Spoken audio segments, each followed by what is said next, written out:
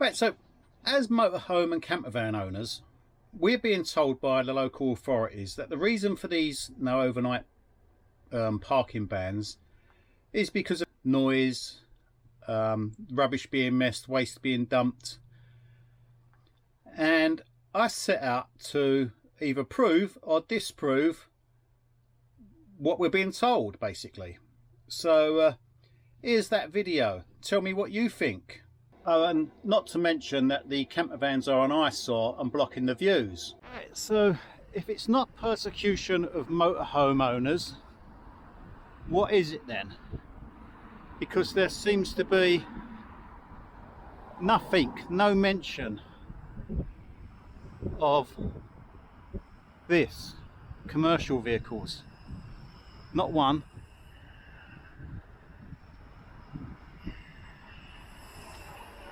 Not two.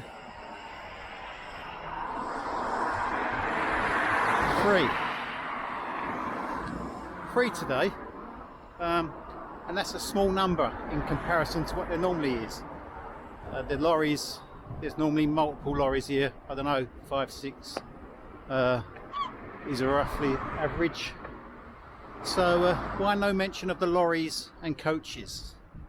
Why is it only the camper vans getting attention? What presents more of a blockage of views, the van that you see there, or the commercial vehicle parked here?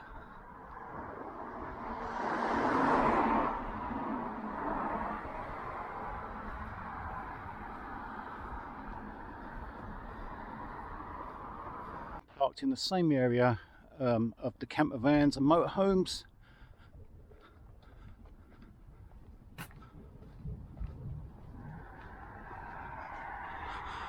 Another 6 metre commercial vehicle parked within the same area. Again, its presence goes unchallenged. The guy is also sleeping in the cab. Right, so the weekend there was a fun run organised, and this is a local event. This is what you want people to come and visit and see and participate in. So the locals have set up a fun run, and the council want to close it down.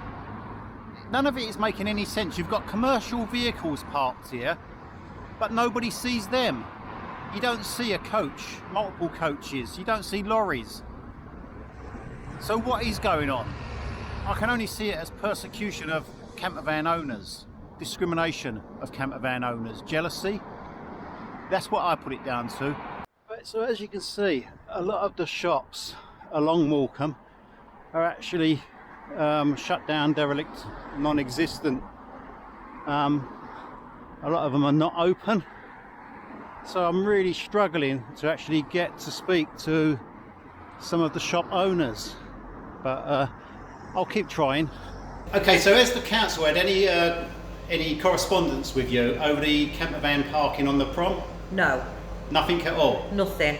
What about as a local? Have they corresponded with you as a local person living nearby? No, nothing at all. Nothing at all? Nothing. Right, so the only thing I've seen is what's been on Facebook, and it was either the Visitor, I'm sure it was the Visitor, or Beyond Radio, the advertisement, or the news bulletin. That's all I've seen. So you're getting third-hand message from social media, basically? Yeah. Right, so what's your thoughts on, as a cafe, we're actually standing in a cafe at the moment. Would you like me to give the name of the cafe? Is that okay? Okay, so it's Ruby's Cafe. What's your thoughts on it, the vans using the prom? For me, this end, I don't see the problem. I can't speak for the other end. Yeah. I don't know how it affects them. But when they say this end, the West End, why? They're saying that you can't see the view because of the vans, but there's nothing facing the vans. Well, I've actually stood where the old frontier land is and looked across when there's been no vans, and you can't see anything because of the wall. Yeah, so you can't see beyond the wall. But I think that might be the other end because it's very more built. There is a nice view at the other end, yeah. So I've actually filmed that as well. But for me, if they want to park there, they can park there. Have you seen them dump any rubbish or any waste or anything like that? You've heard rumours that they have. I've heard rumours. Don't know how true it is. Have you physically seen it? No, and I've been here since 2019 as a business. Right. And no, I haven't seen it. Going to the shops, walking down the prom, not seeing any evidence of it. Okay, so how often do they come into your cafe and use your cafe? Is that often or? We have a couple, but not a lot. Yeah. Jess, are you a local? Yes. How long you lived in the area? Most of my life, but other side of the pond, Lancaster, and then I moved to Morecambe about 3 years ago. Right, so has the council had any correspondence with you about banning motorhome parking or camper van parking on the promenade? No, but I've heard about it. Are you aware that part of your council tax is going to be used to bring in these bans? No, I wasn't aware of that. Right, so they've had no correspondence. You've not been informed about any of that at all? No. Okay, that's interesting as well. That's not good, is it? No, right. Where do I park my motorhome? So you've got a motorhome? Yeah. Okay, right, yeah. So have I. That's basically what my channel is about. Yeah. So you've lived here a long time, or reasonably long time. Have you seen any camper vans dumping rubbish or waste or anything like that? Never. Never at all? Never. Right. I've had my camper van for about 5 years now, and I've never witnessed anything like that. Right. But I would say that if you go on Park for the Night app, Yeah. it shows you where facilities around the world where you can empty your disposal. If you look on the European countries, they've got disposal locations everywhere. In England, in the United Kingdom, there's about 3.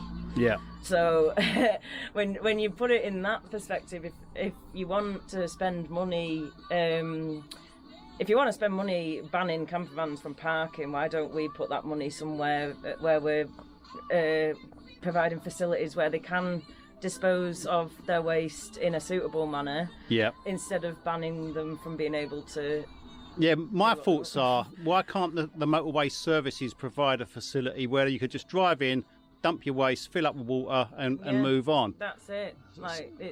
Why not? I mean, they provide facilities for the lorry drivers to park, most of them. Yeah. So that was my thoughts anyway. Yeah, that's it. And I mean, I've read an article about the people complaining about blocking the view on the road. Now, to be devil's advocate with that, I can understand, but at the same time, people have freedom of movement. So there could be like a regulation of park for a week and then move on. Yeah. Well, I myself said yeah. a night or two, maybe 2 nights, free parking. After that, you pay. You've got a camper van. If you want to stay and park around here, that you should park it up and go rent an hotel or stay in a B&B or something like that. No.